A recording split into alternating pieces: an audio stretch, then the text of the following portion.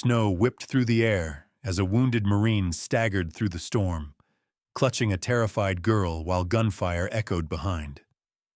Her father, a devoted police chief, had been killed protecting her from a ruthless arms ring hidden deep in the Cascade Mountains. Now, through pain and blinding snow, the Marine must honor a dying promise and discover a miracle born from sacrifice. Before we begin, tell us where you're watching from, and subscribe for more stories of courage, faith, and second chances. The snow fell heavy over Cascade Ridge, swallowing sound and light until the world became nothing but white silence. Inside a modest house near the edge of town, Chief Daniel Cooper sat beneath the dim glow of his desk lamp, his sharp eyes fixed on a screen full of encrypted data. He was in his late 40s, broad-shouldered and square-jawed, with a streak of silver running through his short brown hair.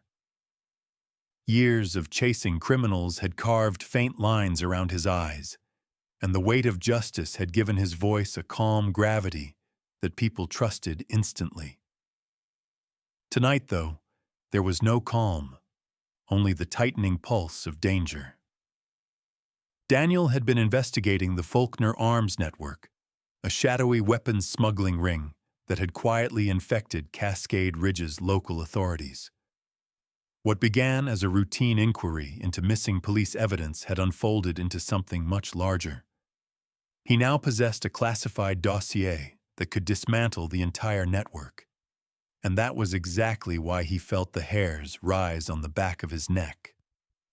From the living room came the soft hum of a child's laughter. Sophie, his 12-year-old daughter, was kneeling on the carpet beside their family's old golden retriever, Buddy, a senior dog with cloudy eyes and a gray muzzle. She had her mother's auburn hair and Daniel's steady brown eyes that seemed too mature for her age. She was reading from an astronomy book, tracing constellations with her fingertip. "If you look close enough, Dad," she called, "Orion's belt looks like 3 fireflies caught in the snow." Daniel smiled faintly, that single line softening his weathered face. "Fireflies don't survive this cold, sweetheart," he said. "Then maybe they're stars pretending to be fireflies," she replied with a grin. Her imagination had always been his favorite thing about her. He turned back to his computer. His gut twisted. There was movement outside, the faint crunch of snow beneath heavy boots. It was distant at first, almost uncertain, but growing closer, steady, deliberate. Daniel's police instincts ignited. He stood quietly, checking the pistol holstered under his jacket. The clock read 11:57 p.m. Cascade Ridge slept, but the storm outside had turned into something feral, wind clawing at the windows, snow slashing sideways like shards of glass. He walked toward the front window, parting the curtain just an inch. Through the white blur, he saw headlights. Then the lights cut off. His heart sank. Whoever they were, they knew how to move in silence. "Buddy," he whispered. The dog raised his head, ears twitching. Daniel motioned him toward the back hallway where Sophie had gone. He wanted to keep her out of sight. A second later, the window shattered. The explosion of glass and wind tore through the room, scattering papers into the air like frightened birds. Daniel hit the ground, drawing his weapon, but 3 masked men were already inside. Black coats, combat gloves, eyes, hidden behind ski masks. One of them moved with the confidence of someone who had done this many times before. "Stay down!" Daniel barked, rolling toward the wall and firing once. The shot shattered a lamp, filling the room with a blinding burst of light. Another man lunged forward and struck him across the jaw with a rifle butt. Pain shot through his skull, but Daniel fought back, elbowing the attacker hard in the ribs. "Where is it?" a deep voice snarled. The leader, tall, built like a steel beam, with a scar visible beneath his mask, kicked Daniel's side. "The file, Chief? You think you can play hero?" "I burned it," Daniel lied through clenched teeth. "You're too late." The man didn't believe him. He turned his head toward the hallway. "Bring the girl." Daniel's blood ran cold. "Don't you touch her!" But before he could move, another intruder grabbed Sophie, who had peeked around the corner, eyes wide with terror. Buddy growled, lunging forward, teeth flashing, but one of the men struck the old dog with a boot, sending him yelping to the floor. Sophie screamed, "Dad!" as rough hands dragged her toward the broken window. Daniel lunged, grabbing the masked man's arm, but a gun pressed against his ribs stopped him. "Let her go!" he shouted, voice cracking with fury. The leader leaned in close, whispering through the mask, "If you want her back, bring the file to us. You have until dawn." Then they were gone, into the storm, the black SUV vanishing into the swirling white void. Silence followed, broken only by the low moan of the wind and Buddy's whimper from the floor.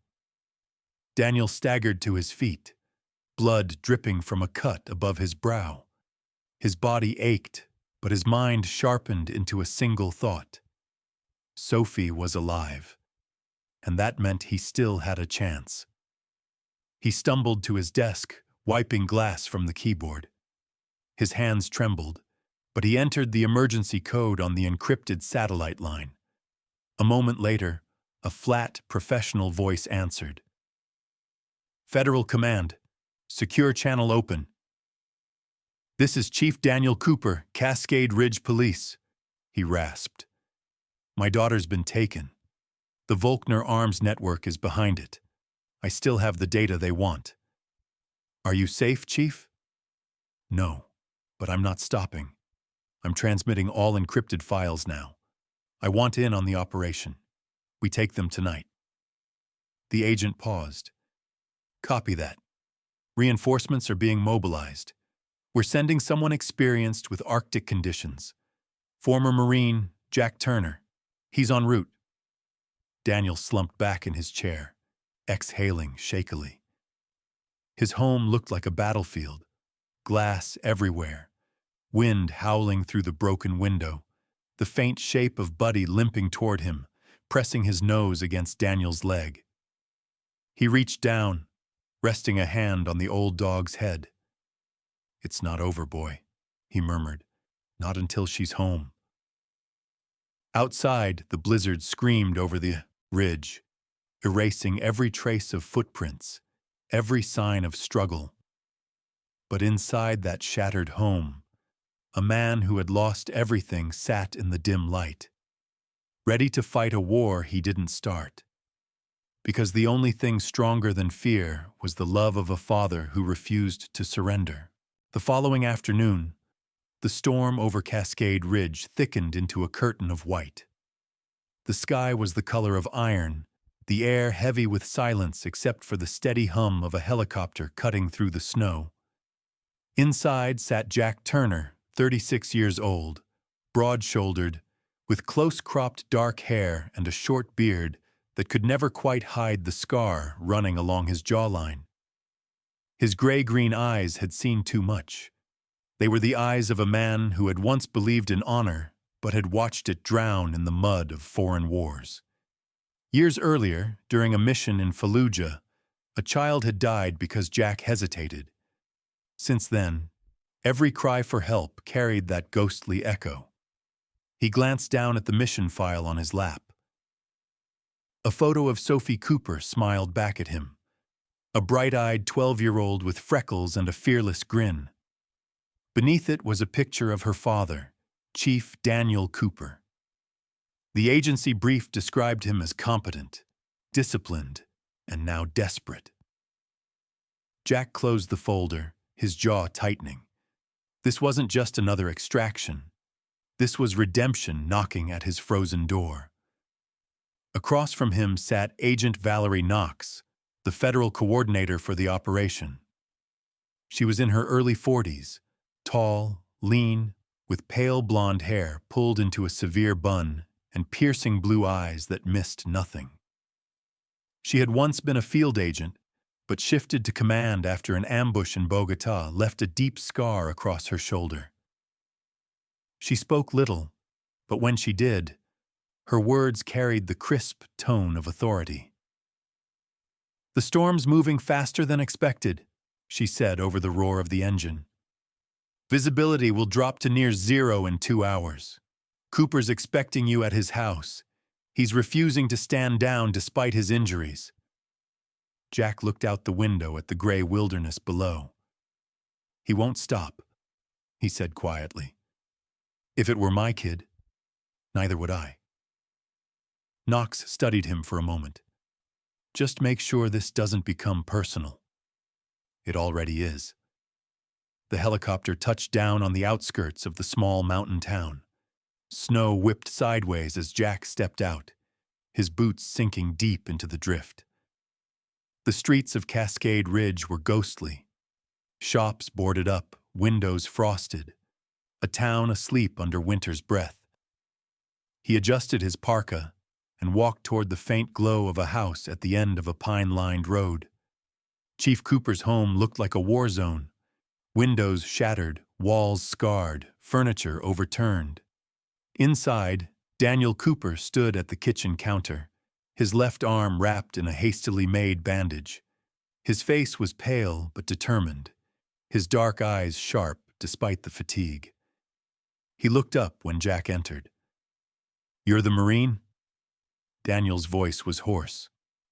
"Used to be," Jack replied, shaking the snow from his jacket. "Jack Turner, I'm here to bring your daughter home." Daniel extended a trembling hand. "Then we do this together." Jack studied him for a moment. The man's resolve was unbreakable, but his hands shook slightly. Adrenaline fading, pain setting in.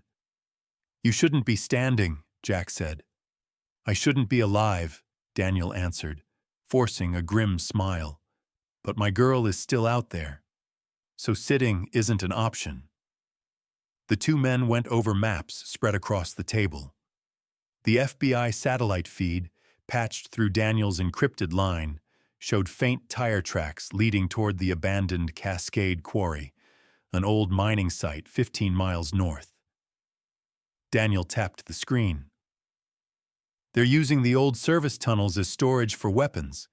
I found correspondence between Volkner's local lieutenant and a buyer in Canada. If they move the shipment tonight, we'll lose them across the border." Jack leaned closer. "How many men?" "Unknown, but they're trained. Mercenaries, not thugs." Jack nodded, pulling off his gloves. His fingers were scarred, the knuckles calloused from years of combat. "We'll need transport and cover." "I can get you a snowcat," Daniel said. "One of my deputies, Eddie Malone, keeps one at the station." When Eddie arrived 10 minutes later, he was out of breath, his uniform half covered by a winter jacket 2 sizes too big. He was in his late 20s, short and freckled, with a nervous energy that made him talk fast.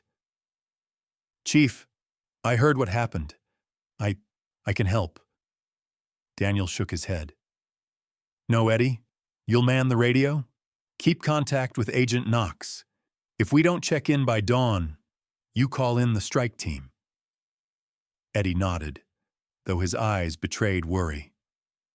"Be careful out there, Chief." As they prepared to leave, Buddy, the old golden retriever, limped toward the door. He looked up at Daniel with cloudy eyes, tail wagging slowly. Daniel knelt down, running a hand over the dog's head. "Guard the house, old boy." Buddy whined softly, as if sensing the finality in his owner's tone. The snowcat roared to life, headlights cutting through the darkness. Daniel drove while Jack scanned the horizon with binoculars.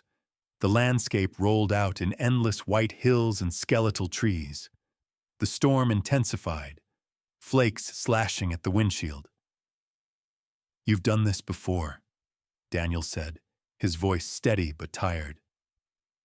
Too many times, Jack answered. The cold doesn't scare me anymore. What scares me is what happens if I fail again. Daniel glanced at him, understanding flickering in his eyes. You lost someone? Jack hesitated, then nodded. A child. War doesn't forgive hesitation. Daniel's grip tightened on the wheel. Then don't hesitate tonight. They reached the base of the ridge where the road ended. Ahead, the faint outline of the quarry loomed through the snow. Rusted machinery, collapsed scaffolding, and a narrow access tunnel glowing faintly from a light within. They killed the engine and stepped out. The silence was absolute except for the moaning wind. Jack adjusted his rifle and whispered, We'll move on my signal. Stay low, keep left. We'll recon before we breach. Daniel nodded. They advanced slowly, boots crunching in the snow. As they neared the tunnel entrance, voices echoed faintly, rough, accented, impatient. Jack motioned for cover behind a rusted truck. Through his scope, he counted 3 guards, heavily armed. He turned to Daniel. We take them quietly. Before they could move, a burst of static crackled from Daniel's radio. Eddie's panicked voice came through. Chief, I've got movement on the East Ridge. 3 trucks leaving town fast. They might be transporting the weapons. Jack cursed under his breath. They're splitting the convoy. Sophie could be in either group. Daniel's eyes hardened. Then we find out which one before they disappear. They crawled closer to the tunnel, snow clinging to their coats. From inside, a muffled cry echoed, high, terrified, unmistakably young. Daniel froze. That's her, he whispered. Jack's pulse quickened. We move now. The 2 men exchanged a look, one born of shared pain and silent trust. Then they stepped out from the cover, into the howling wind and toward the tunnel where darkness waited. The wind screamed down the ridge, howling through the twisted skeletons of old machinery as Jack Turner and Daniel Cooper reached the outskirts of the abandoned Cascade Quarry. The snow fell in thick veils, smothering sound and light, while the rusted cranes loomed above them like frozen giants half buried in ice. The quarry had been shut down nearly 20 years ago after an explosion trapped several workers inside. Since then, no one had dared to return. Now it was alive again, with the wrong kind of ghosts. Jack crouched behind a collapsed conveyor belt, scanning the area with his thermal scope. Through the haze, 3 heat signatures flickered near the entrance of a steel tunnel carved deep into the rock face. 3 guards, he muttered. Cold discipline, ex-military, probably mercenaries. Daniel knelt beside him, his breath shallow but steady. The bleeding under his bandage had slowed, though his face was pale beneath the frost. They won't expect anyone to come from this direction. I can draw their attention. Jack looked at him sharply. You're barely standing. I'm still a shot you can count on, Daniel said, his tone hardening. Years of service had made him stubborn, the kind of man who refused to watch others take risks he could shoulder himself. Jack exhaled, then nodded reluctantly. You make noise from the east slope. I'll move in from the south tunnel. Keep your radio on. They split up silently. As Daniel trudged through knee-deep snow, he whispered a quiet prayer, half for courage, half for forgiveness. His wife had died years ago in a car accident, leaving Sophie as his only family. He had promised her he would never let anything happen to their daughter. That promise was now hanging by a thread. From the ridge, he spotted a shadowy figure smoking by the tunnel gate. Daniel steadied his rifle, exhaled, and fired once. The bullet hit metal inches from the guard's shoulder, just enough to spark panic. Shouts echoed across the quarry. "We've got company!" someone yelled in a thick Slavic accent. Two guards ran toward the eastern slope, leaving only one by the door. Jack saw his opening. He sprinted low through the storm, sliding behind a bulldozer half buried in snow. The remaining guard turned too late. Jack's knife flashed once, clean and silent.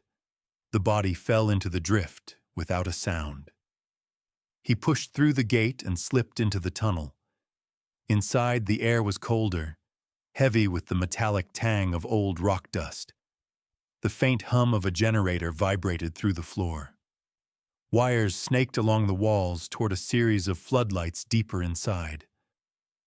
Jack pressed against the wall, moving like a shadow. He passed a storage area filled with crates stamped with foreign insignias, Faulkner arms, rifles, explosives, ammunition, all ready for transport. He crouched near a makeshift command post, where a man in a heavy coat was shouting into a satellite phone. The man was broad and bald, with a sharp beard flecked with gray and an angry scar running across his scalp.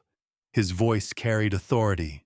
Mikhail Orlov, a former Russian paratrooper turned smuggler, now the operational head of the Faulkner Ring in Washington state. Jack recognized him instantly. His face was in the briefing file. Orlov was ruthless but precise, a man who treated violence as a language. Orlov's tone was low but dangerous. "The girl is leverage. Her father will deliver the files by dawn, or she goes north with the shipment. If he resists, end it." Jack's muscles tightened. He moved closer, ducking behind a stack of barrels. Through a gap, he saw Sophie, tied to a chair, her small frame trembling, her hair matted from the cold. Despite her fear, her eyes were sharp, darting around the room as if calculating something. She noticed Jack's shadow and blinked twice, a signal that she saw him, understood he was there. The courage in her gaze nearly broke him. Outside, Daniel's distraction had escalated. Automatic fire cracked through the night as bullets bit into the snow. The mercenaries shouted orders, sprinting toward the gunfire. Orlov barked to his men, "Find who's out there! Now!" Jack moved. In two swift motions, he cut Sophie's ropes. She clung to his arm, whispering, "Dad?" "He's fighting for you," Jack said. "But we need to move." He guided her toward the exit, but a shout stopped them. "Stop right there!" A guard burst from a side passage, raising his rifle. Jack dove, pulling Sophie down as the shot rang out, echoing through the tunnel. The bullet ricocheted off the wall. Jack fired twice, dropping the guard instantly. "Go!" he hissed, leading Sophie toward the outer gate. The blizzard outside was blinding, the wind a living wall of ice. As they neared the slope, Jack called Daniel through his radio. "I've got her! We're coming out on your flank!" Static crackled. Then Daniel's voice came, strained. "Copy that. I'm holding them off. Hurry!" Jack and Sophie stumbled through the snow, their silhouettes swallowed by the storm. When they reached the ridge, gunfire erupted to their right. Daniel stood near a fallen crane, firing methodically, his breaths turning into clouds of white. Each shot was precise, controlled, but he was outnumbered. Jack placed Sophie behind a boulder and joined the fight. Together they cut down the first wave of attackers. Then came the second. One bullet slammed into Daniel's side, knocking him back.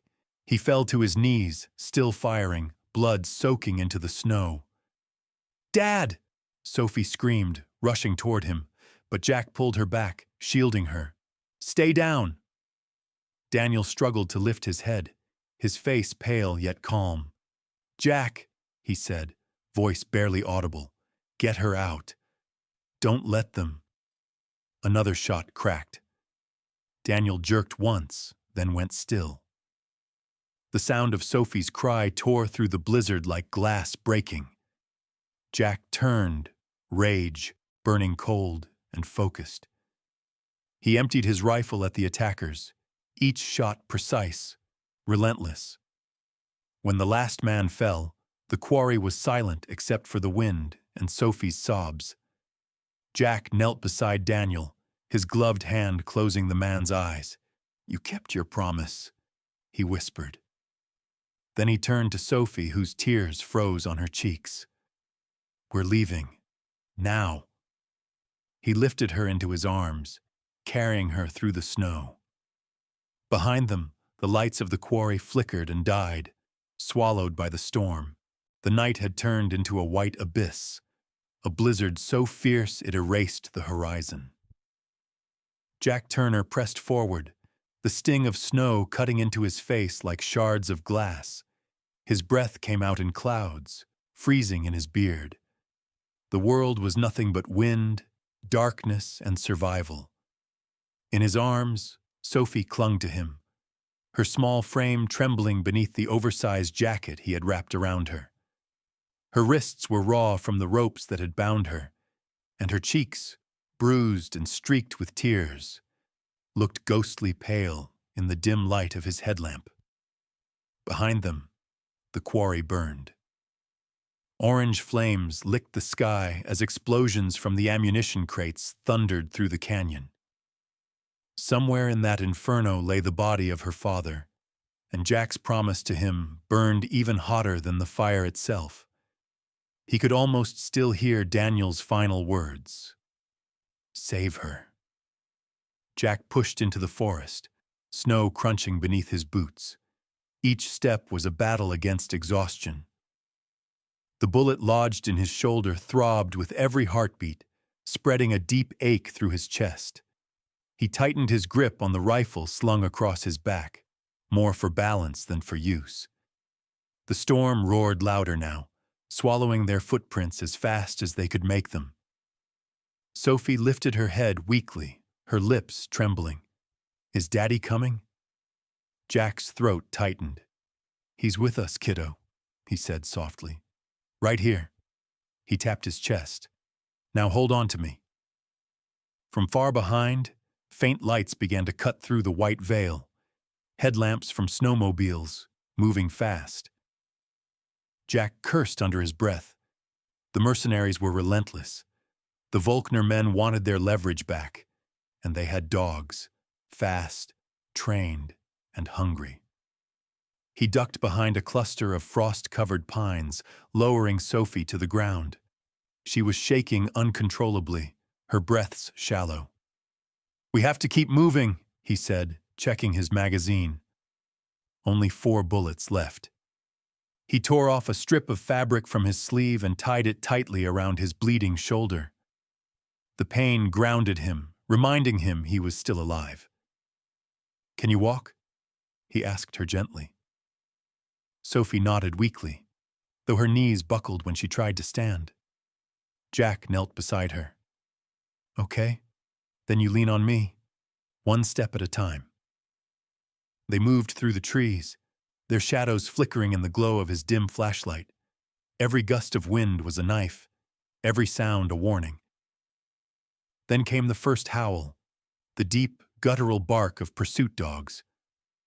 Sophie froze, eyes wide with terror.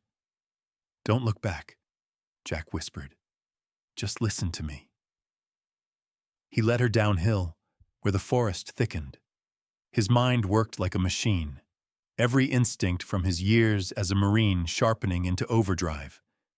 The enemy had mobility, numbers, and night vision. He had stealth, snow, and desperation. That would have to be enough. They reached a frozen creek, a jagged scar cutting through the forest floor. Jack scanned the ice. It was thin, but crossable. "We go across," he said. "Step where I step, no sound." Halfway through, the beam of a flashlight swept across the trees behind them. A voice shouted in Russian-accented English, "There, in the creek!" Gunfire erupted.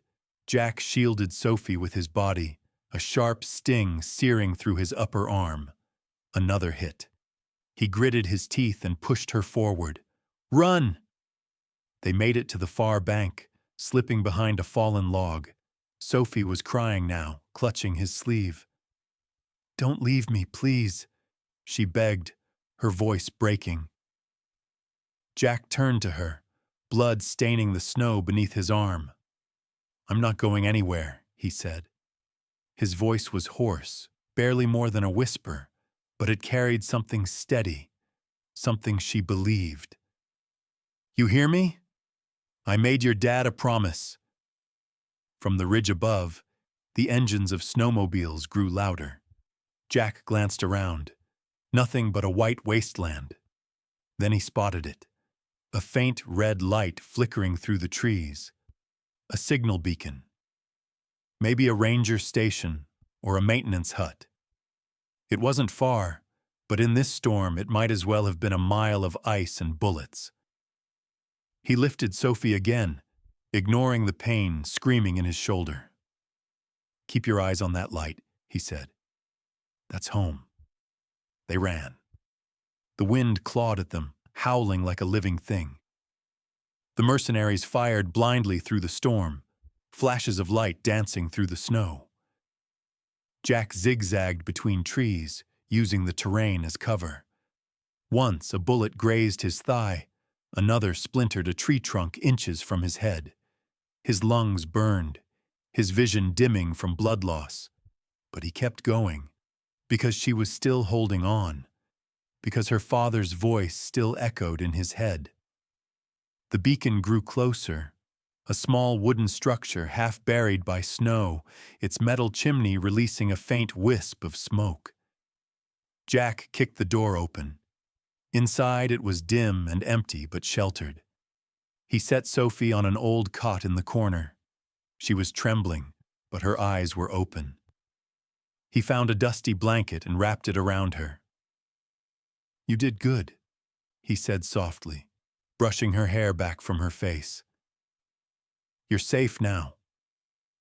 Outside, the wind howled and the sound of engines faded.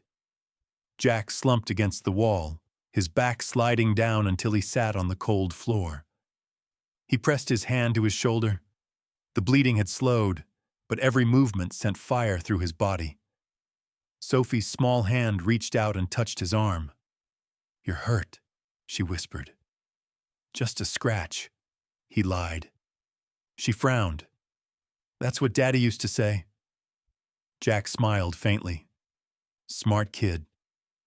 For the first time that night, silence settled. The storm raged outside, but inside the little cabin there was a fragile calm, a heartbeat of safety in a world gone mad. Jack looked at Sophie, who was finally drifting into exhausted sleep. Her small hand still gripped his jacket, even in dreams. He leaned his head back, staring at the flickering flame of a lantern he had lit. "You kept her safe, Daniel," he murmured. "I swear to you, I'll get her home." Outside, the wind began to die, the storm losing its strength. Dawn's first light crept faintly through the cracks in the window, turning the white world outside into gold. And though his body ached and blood soaked his sleeve, Jack felt something he hadn't in years: hope. The blizzard had broken by dawn. The world was silent, blanketed in white so bright it hurt to look at. Through that stillness came the low thrum of rotors, a rescue helicopter cutting through the morning fog over Cascade Ridge. The pilot, Agent Noah Briggs, a stocky man in his early 40s with a weather-beaten face and calm gray eyes, squinted through the windshield. He'd flown combat medevacs in Afghanistan before joining the FBI's Tactical Rescue Division, and there was little left in the world that could shake him. Yet what he saw below made his voice catch for a moment. Two small figures, one man, one child, knelt together in the snow at the edge of a ravine. The man's arm was wrapped protectively around the girl, his parka soaked in dried blood. Beside them stood a rescue dog, a large Alaskan Malamute with a thick silver coat and intelligent amber eyes, his breath steaming in the cold. The dog stood rigid, watching the sky, as if he had known help would come. "They're alive," Briggs said into the radio. "Get the med team down there. Now." The team descended on ropes, boots crunching against the ice. When they reached the two survivors, Jack Turner stirred weakly, blinking against the sunlight. His face was pale, his beard rimed with frost, but his eyes, tired, unyielding, still burned with the same fire. Sophie was pressed against his chest, asleep but breathing steadily. When the medics reached out, Jack's hand moved instinctively, shielding her even in exhaustion. "She's fine," he rasped. "She's just cold." "Sir, you need medical attention," one medic said. "You're losing blood." Jack tried to stand and nearly collapsed. The rescue dog barked once, circling protectively as the medics worked. "Easy, buddy," Briggs said softly, kneeling beside the animal. The dog sniffed his hand, then sat, watching every movement with the silent focus of a soldier. Hours later, the helicopter lifted off, leaving behind the quiet grave of a storm. Weeks passed. The snow began to thaw, running in silver streams down the mountainside. Cascade Ridge, once buried under ice and silence, was returning to life. But in the local cemetery, one plot remained freshly covered in white, the grave of Chief Daniel Cooper. A small brass badge lay on the stone, polished to a mirror's shine. Etched beneath his name were the words, "He gave everything to protect the innocent." Jack stood beside the grave, his arm still bound in a sling. The wind tugged at his coat. In his other hand, he held a folded flag. Behind him, the Malamute, now officially registered as a federal rescue dog under the name Valor, sat quietly, his head bowed. "Your girl's safe," Jack said softly, placing the flag against the stone. "You did it, Daniel. You kept your promise." When he turned, Agent Valerie Knox was waiting near the path, her posture as straight as ever, though her expression had softened. The wind tossed loose strands of her blonde hair across her face. "The investigation's over," she said. "Volkner's network is gone. Orlov's dead. You finished what he started." Jack shook his head. "He finished it. I just followed through." Knox studied him for a moment. "What will you do now?" Jack looked toward the ridge where the sun broke through the thinning clouds. "I don't know," he said. "Maybe figure out how to live with the quiet." The quiet, however, did not last long. 2 weeks later, Jack arrived at the Cascade Ridge Youth Center, a small, sunlit building on the edge of town. Inside, the walls were painted with bright murals, children holding kites, rivers winding through green valleys. The air smelled faintly of soap and pencil shavings. Sitting on a worn couch near the window was Sophie, now clean, her auburn hair brushed and tied with a blue ribbon. She looked smaller than he remembered, as if the storm had carved away part of her childhood. When she saw him, her eyes widened. "You came back," she said, voice trembling between surprise and relief. Jack smiled faintly. "I promised your dad I would." Beside him, Valor padded forward, his thick tail sweeping the floor. Sophie's face lit up as she knelt to hug the dog. "He's huge," she giggled softly. "What's his name?" "Valor," Jack said. "He's smarter than he looks, but don't tell him that." The woman standing nearby, Mrs. Helen Avery, the center's supervisor, watched them quietly. She was in her 50s, short and round-faced, with kind brown eyes and silver-streaked hair tied in a loose bun.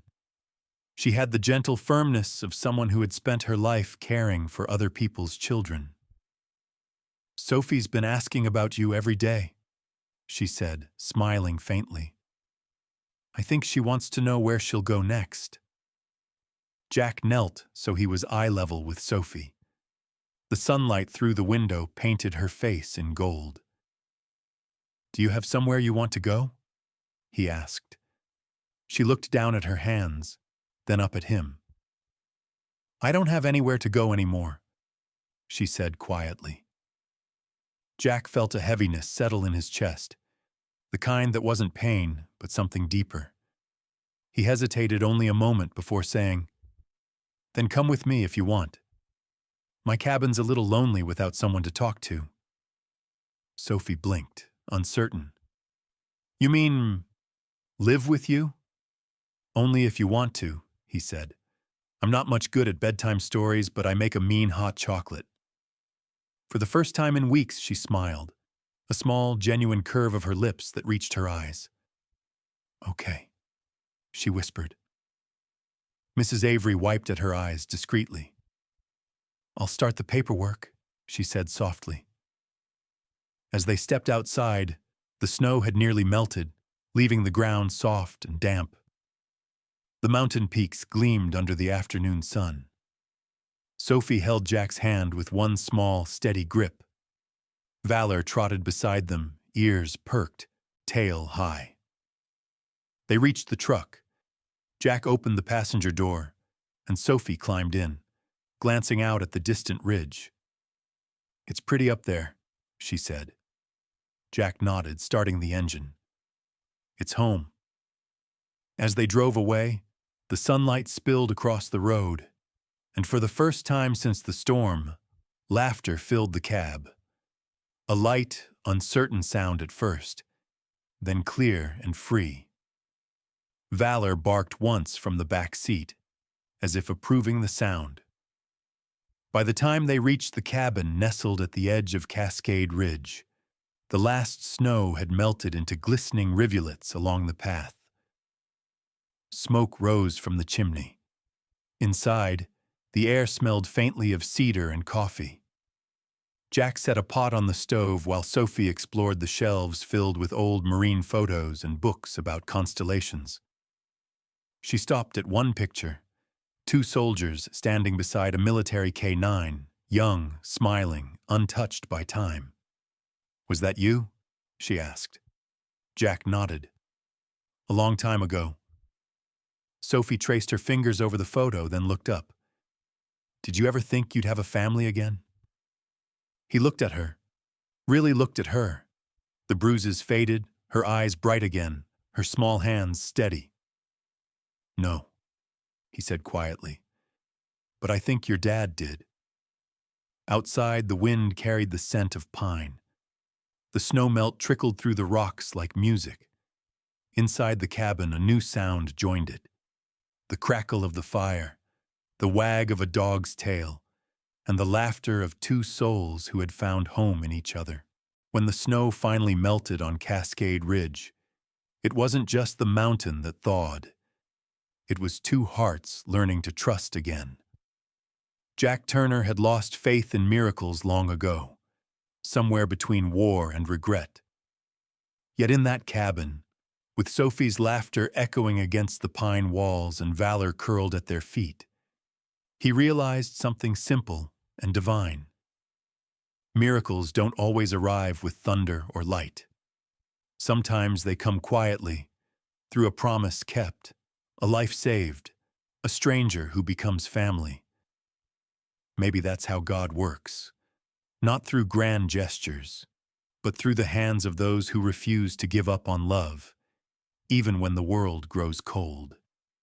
Every act of courage, every kindness shown, is proof that heaven still breathes among us. So tonight, as you close your eyes, remember, no storm lasts forever. Somewhere out there, light is breaking through for you too. And if this story touched your heart, please share it with someone who might need a little hope today. Leave a comment below to tell us how you've seen God's grace in your own life. And don't forget to subscribe for more stories of faith, courage, and second chances. May the Lord bless you and your family. May He watch over you, guide your steps, and remind you that even in the coldest winter, His love is the warmth that never fades.